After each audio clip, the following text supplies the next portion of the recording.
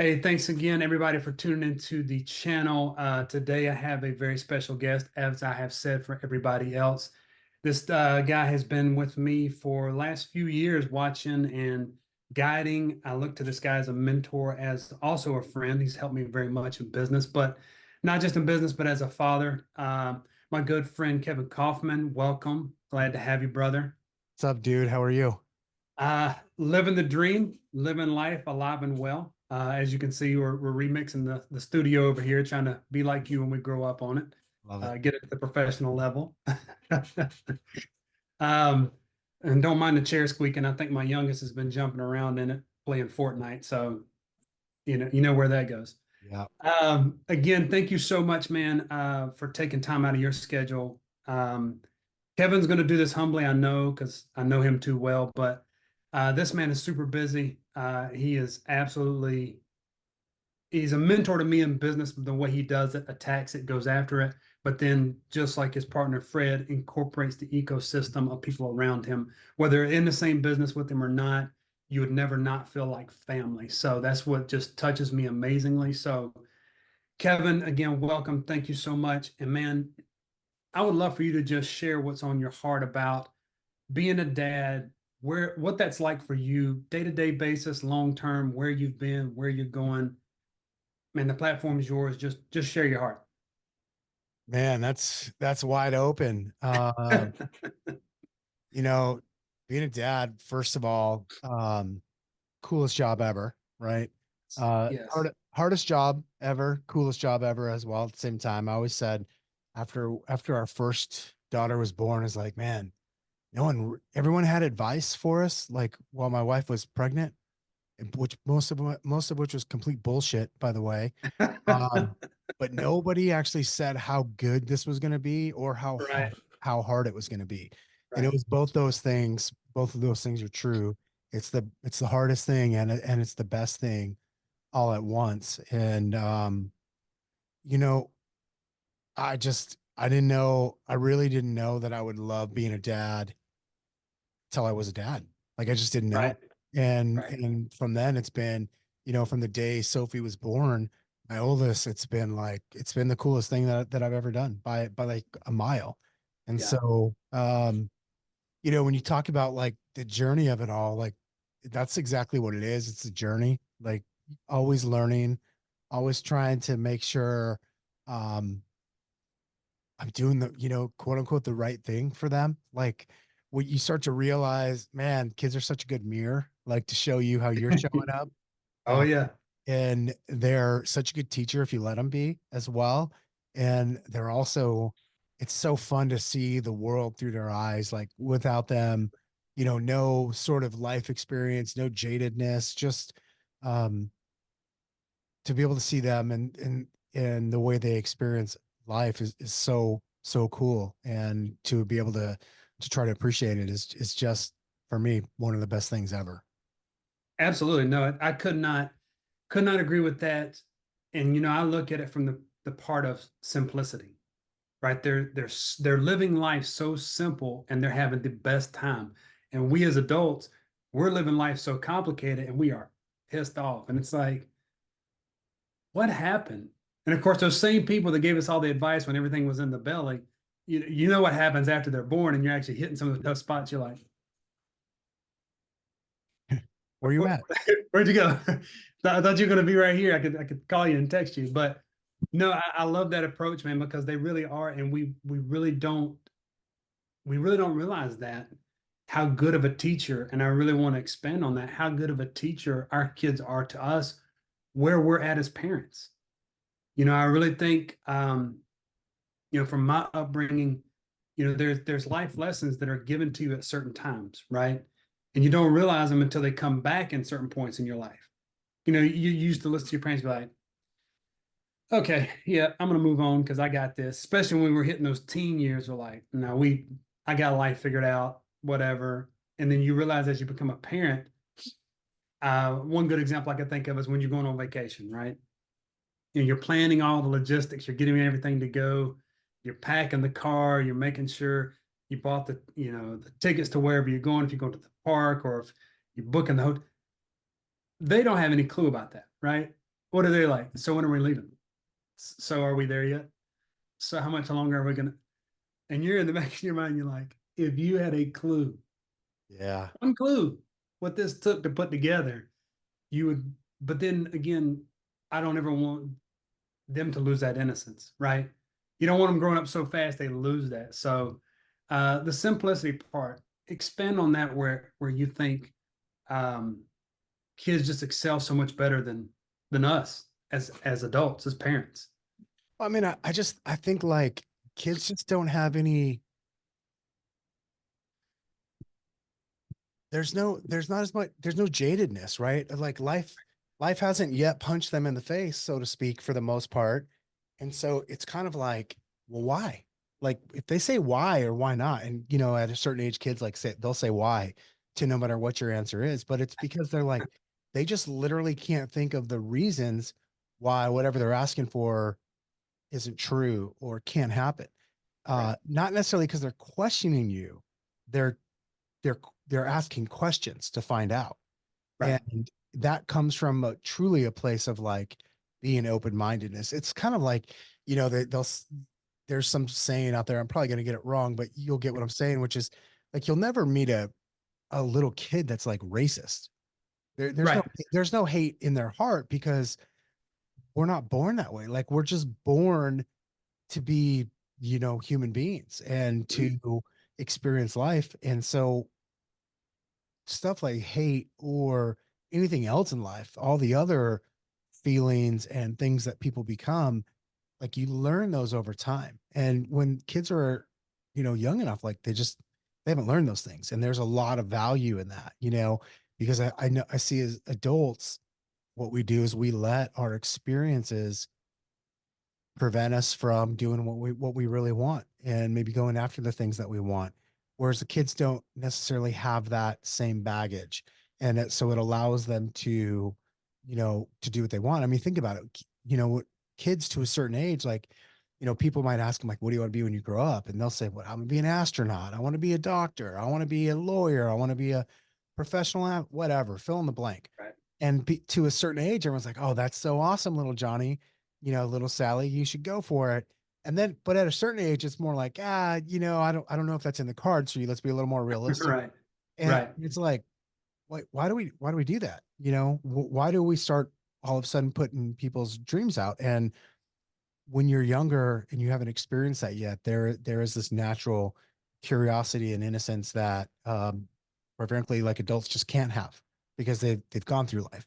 Um, and so to be able to try to experience that through them has been, for me, has been one of the more fun parts about being a dad. No, and man, that's very profound when you think about it in the totality of that little piece of what you said. It goes to the fact of this things that me and you have conversated over the years, and about limiting beliefs. Kids don't have that. They don't have that square box of thinking as we as adults do, and I've had to catch myself as a dad sometimes saying, well, that's just not really, but that really is how it happens. Your imagination turns into a work ethic. Your work ethic could lead to your dream. So why am I going to be the one to stand in the way? Right. And we just do it inherently because we've learned it. We've suffered at the hands of something else. In my former profession, what I call training scars. We get a rookie in and we would go to train that rookie, say on the line, and I had so much regimented training, and then I had training scars from those instructors that were either just horrible or just I did not understand, and then I would project that onto that rookie, just as we do as parents. Well, I've been in the workplace, so that's not how life works.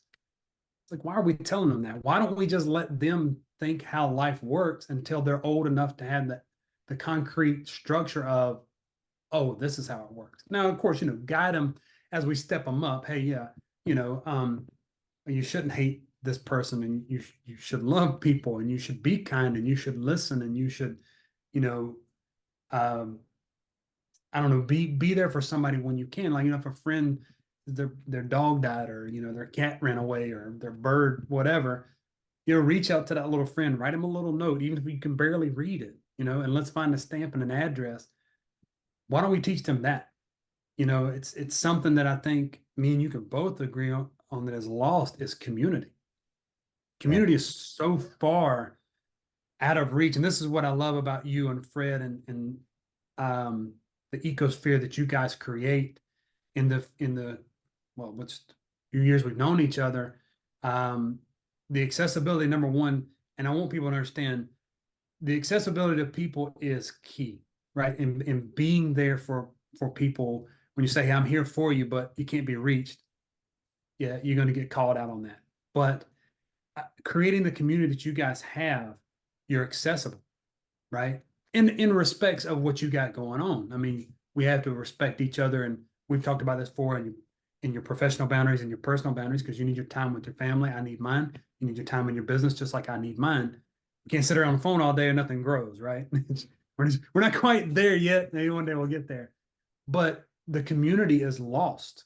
And if we're not teaching our kids community, and maybe you can run off with this, if we're not teaching our kids community, how are we expecting the community, not only as dads, as parents, but the community and society as whole, to keep expanding? Yeah. It's things are so much different today than they were like, when I was a kid, when you were a kid. Um, and yeah, the word, it's funny you use the word community. We use that word a lot at home with the girls, as far as like their community at school, their community, where we actually live, or, I think of it in terms of family and friends and things like that. And so that's definitely something that you know, we talk about in our house. Like we talk about being a good member of your community and what that really means. Because I think, man, most people are so. I was listening to a podcast. This is totally off base, but like Go for it. a podcast, like 2021, maybe early 22. And Rogan, it was just listen to Joe Rogan, and he was talking to somebody, and he was talking about like it's just like how crazy people had gotten. And he's like, he's like, I'm not really that surprised. You disrupted people, and even prior to COVID, like people were barely hanging on and barely paying attention. Like most people aren't paying attention. They're just Thanks. not. And unfortunately, the people that suffer the most from that are like their kids. Yeah. And so you got these people that are like they're really not tuned in, and like the people that suffer the most again are the kids, which then really who suffers most is the whole world, because then that's how kids grow up thinking life is. And so yeah, we talk about being a good member of our community, whether that means like picking up trash that's not yours. It's funny, like my kids will see someone litter and they'll be like, hey, that's you can't do that. And so yeah, that's being a just good member of your community or communities, because we're all part of multiple communities, is super important. And I think it's important to teach your kids the responsibility that comes with being a member of a community. And Oh yeah. um, the smaller ones we have, like inside of our house, all the way up to, the schools that we go to, the towns that we live in, maybe the groups and the clubs that we belong to, things like that. Like those are all important, and we talk about that a lot. Sure. No, I couldn't agree more.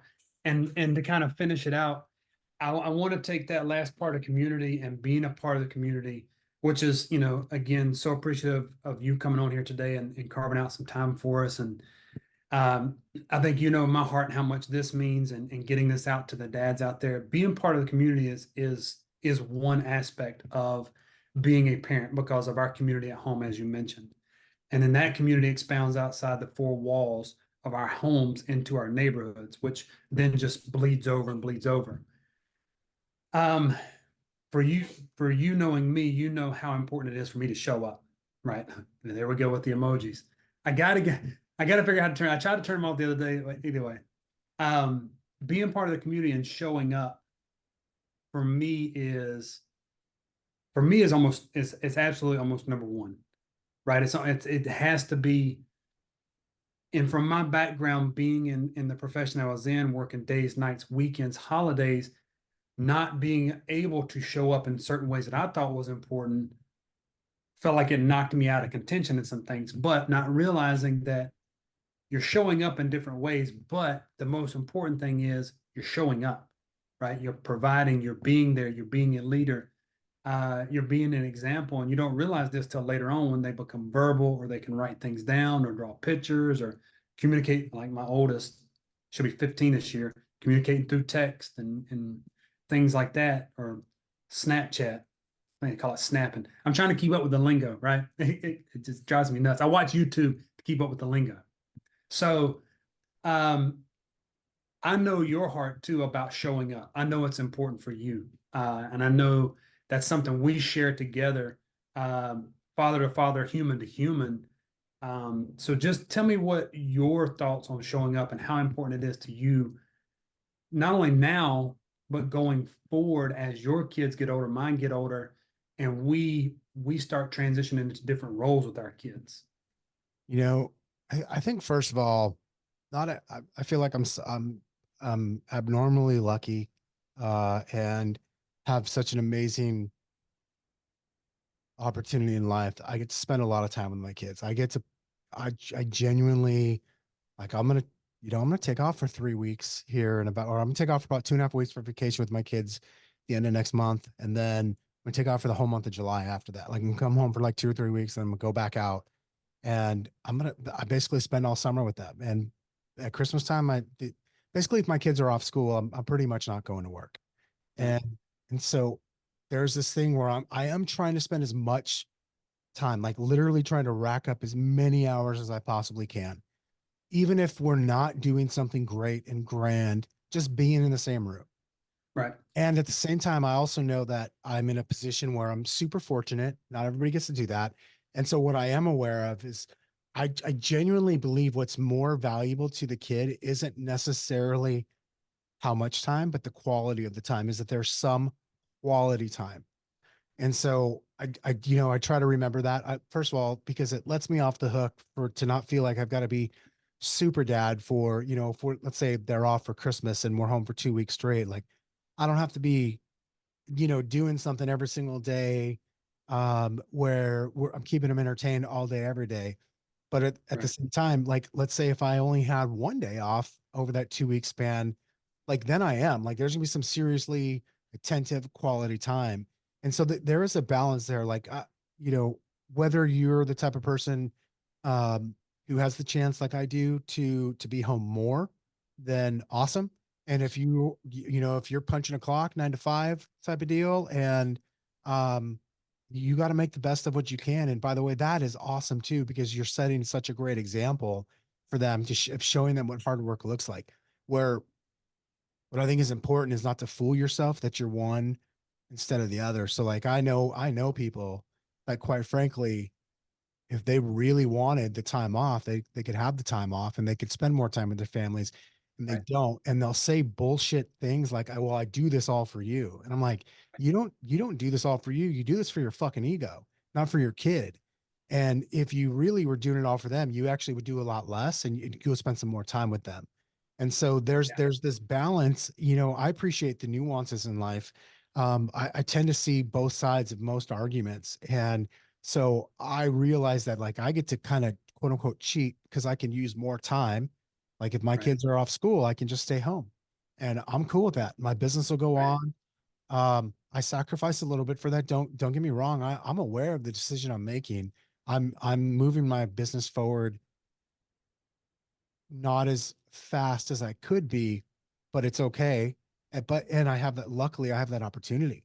Sure. And also, if I was in a position where again I was punching a clock and whatever, like I'd be doing that, and I'd also then I'd be using that to my advantage and be like setting the example of this is what it's like to have responsibilities, but also make sure we're squeezing in the quality time. Like just because you have a short amount of time doesn't mean that the quality can't be there. And so I think it's important to play the hand that you're dealt with and to Mhm. to lean into it no matter what it is. That to me, that's the important part. And I knew exactly how you were going to go with that. Only because so I have the cheat code. We've had that kind of conversation before, and I love your outlook on that. To know that there is a balance. I think that's the biggest thing is the balance.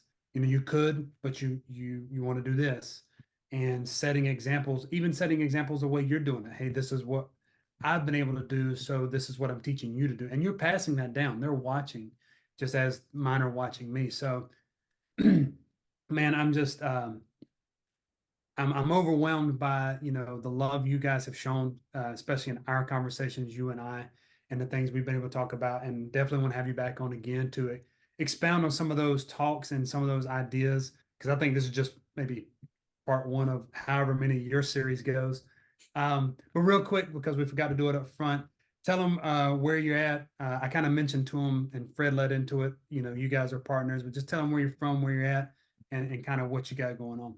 Yeah, so I'm in the Phoenix, Arizona area. As you mentioned, I've got a business partner, Fred Weaver, who's also been a guest, and we run a couple of real estate businesses, and you know, really lucky in the sense, like you talked about a community, like our kids are kind of, we treat each other's families like family, and in fact, my kids call Fred Uncle Fred, and his wife, Auntie Amber, like, and so there's really lucky, I think, in that standpoint too, is that our kids are close enough in age to where we're in a lot of the same stages of life and family. And so that's really cool. And yeah, we run a real estate business. It's awesome. I love it. For me, that's a big part of my community, as you know.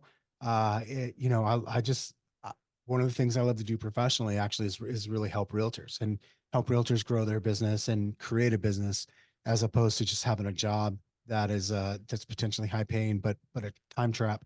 Because most realtors I know don't spend much time with their family, don't go on vacations. And when they do, they got their laptop open the whole time. And to me, that just sounds terrible. But most, I decided a long time ago, Fred decided as well, that time is just more important to the two of us than the next dollar is. Don't get me, we both want to make a lot of money. Sure. We both got, big goals when it comes to the amount of money that we make. And at the same time, it's for me, and I think I can say the same for Fred too, is like the money part is a distant second to the time part. And so Yeah, absolutely. time always wins. That's always the first filter I run things through, is like, where's this going to be on my schedule?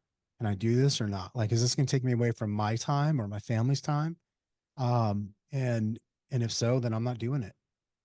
Yeah, I love it. And I'm loving the beard. I really am. I'm Thanks. very excited about that. I'm at that in between stage where I'm like, it's not long enough to really look like a beard yet. And Right, right. it's like bugging me. I'm like, should I shave it or should I No, no, listen, tuck it I out for just 2 more weeks?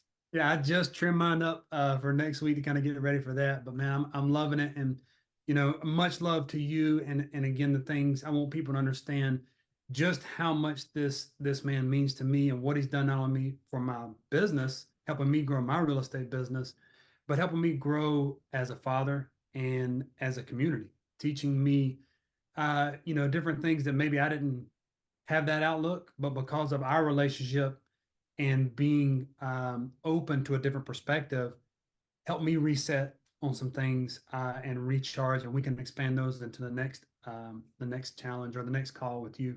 Man, much love from the East Coast, and we appreciate you being on here. You got it, brother. Thanks for having me on. I appreciate it and already looking forward to next time.